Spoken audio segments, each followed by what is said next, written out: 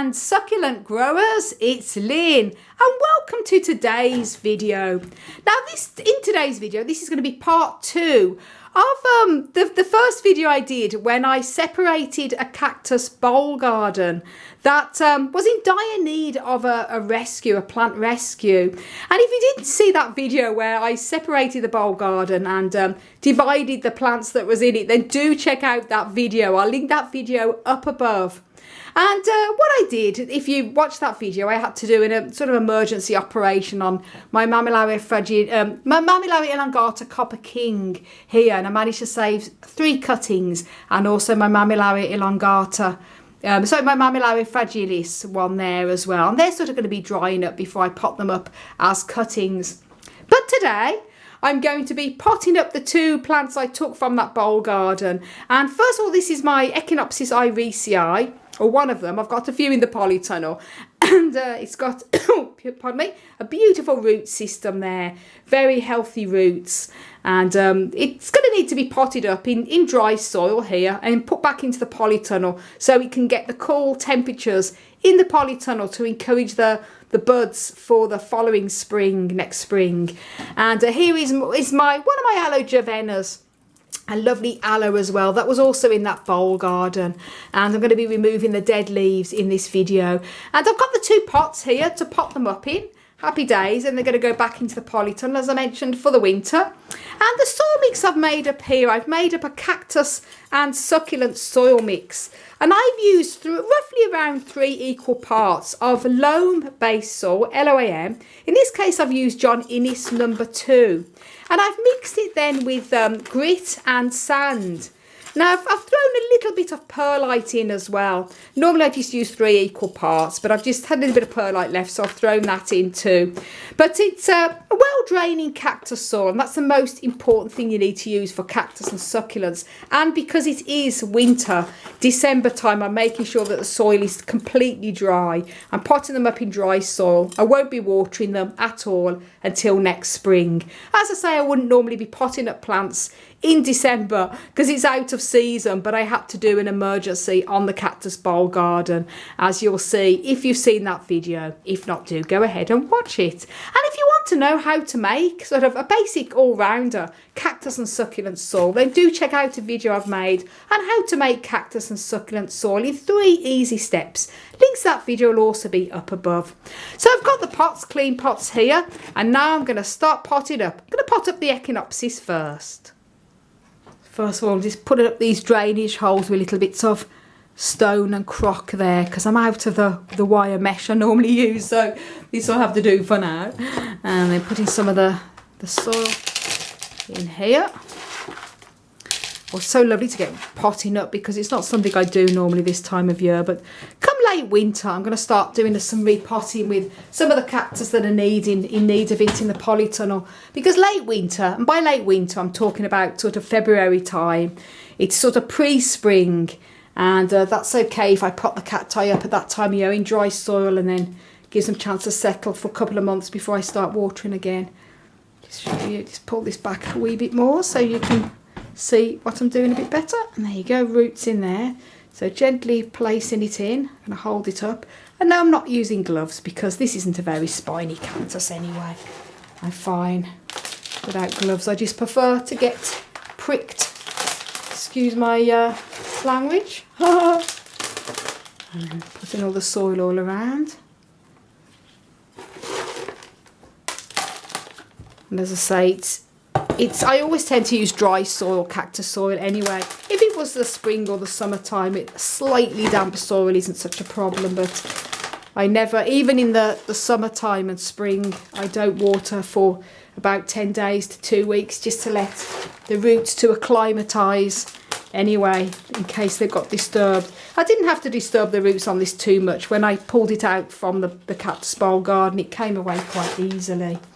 But it's going to be fine anyway, like this, just to settle. There we go.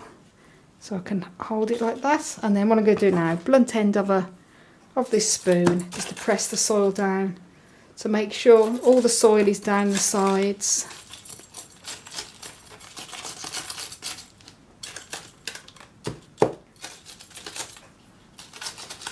Echinopsis cacti. I mean, oh, they're probably one of my favourite cacti. They're so easy growing as well, guys. Especially if you're new to growing cacti and you want a cactus that's easy to look after and get to flower. They do, in my experience, like to have a cool, dry winter rest. If you've got them in the house and they're in a warm position in the winter time now, it's not that they can't, but they're less likely to want to flower if they're not given a winter dormancy. And they do really well out in the polytunnel or in a greenhouse. I mean, I know many growers here in Ireland and here in Northern Ireland that would not even heat their greenhouse at all, and the Echinopsis just withstand the cold as long as they're kept dry and they're not watered throughout the winter. I don't water any of my cacti, none of my desert cacti anyway, from sort of mid-September up until April time anyway, because that's when they're resting and they need that cool, dry winter rest to sort of produce their flowers. And even the ones that are still too young to flower, they all like to have a winter rest. So do we, guys, if we had the chance. No rest for us. We all have to go on working and everything else. And by the way, guys, I know not everybody celebrates Christmas, but if you celebrate Christmas, happy Christmas and happy holidays anyway to everybody else. I tend to celebrate the winter solstice, me and Hans. We're more sort of winter solstice celebrators. We do celebrate Christmas as well, but the solstice is a special time for us because it's the shortest day. And you know what that means, guys? After that, the days start to get longer again. And that means that spring is getting nearer. And I just love that. Once you've took the turn of the shortest day, it starts to get longer again. So there we go. That's that one done. And just to make sure that I'll give it a bit of a tap, just a gentle tap, to make sure that all that soil has gone down the sides there as well. Happy days. That's that one. I'll give it a label then. And then the second one is going to be the Aloe Javena.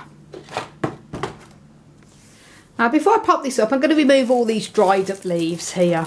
And I've made a video on how to remove the dead leaves off aloes and also how to prune the dead leaves off aloes and that. So rather than bore you doing this in this video, I'm just going to show you a few examples here. Then if you want to know how to do that with your aloes, then do check out that video. I'll link that video up above and it will also be down below in the video description as well. Now then, that's the aloe all removed of all the dead leaves there, so it's all nice and clean. And then just gently placing it into the pot there. It's an easy one to handle as well. Got a wide pot because it's a wide growing succulent. I'll just turn it up a little bit more so you can see there. And then all the soil goes all around into the pot. It's been good to separate these because Cactus bowl garden, when I first did it, it looked great, but it was in need of repotting and separating. And you might say, why don't I put them all back into a bigger cactus bowl garden? Well, I wanted to put them up separately because they're far outgrown the cactus bowl garden, and it was in dire need of a revamp.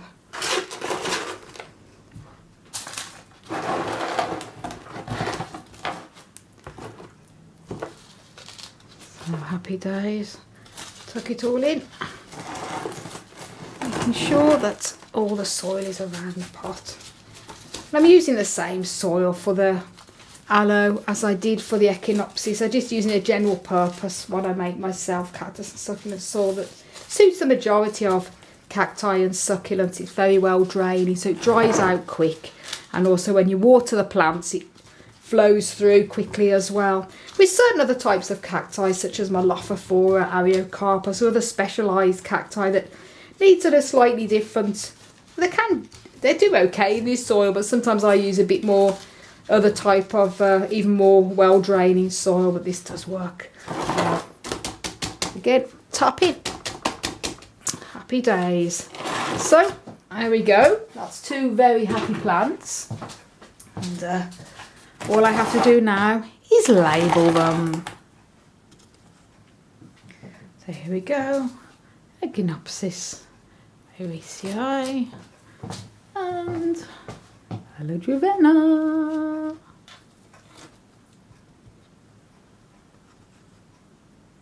So thank you so much for watching, everyone, and if you haven't done already, don't forget to subscribe and do click that notification bell. Do leave a comment in the comments down below, even a heart or smiley face, because every comment really does help the algorithm. And do check me out on Instagram and Twitter and Facebook at Desert Plants of Avalon. Do give me a follow, and you can also check out my website, desertplantsofavalon.com. I want to wish you all a fantastic cactus and succulent plant powered holiday ahead. Bye. Bye.